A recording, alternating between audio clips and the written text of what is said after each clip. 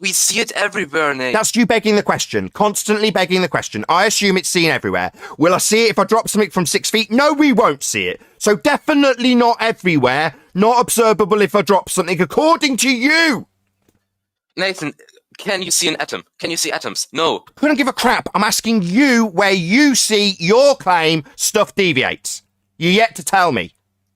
So, for example, in this experiment, I posted a link in chat. Not an experiment. We haven't even got to the experiment yet. I want the dependent variable. We're nowhere near experiment. The deviation of falling bodies on a rotating sphere.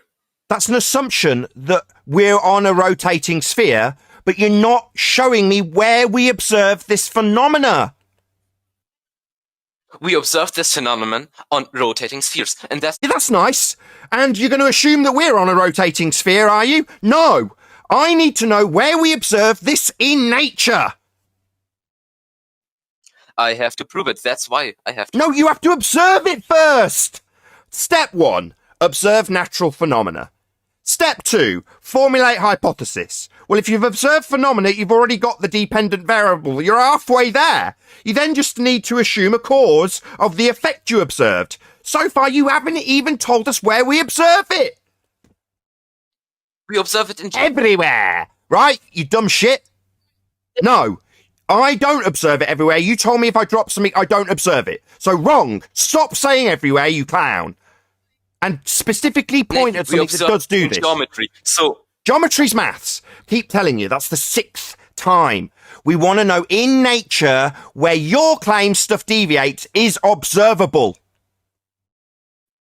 I will show you where it is. But let me finish. My hypothesis is... This is the hypothesis. Step 1, dependent variable. That would be observed natural phenomena. Observe it happening. You don't need to go on to the hypothesis. That's what we're doing.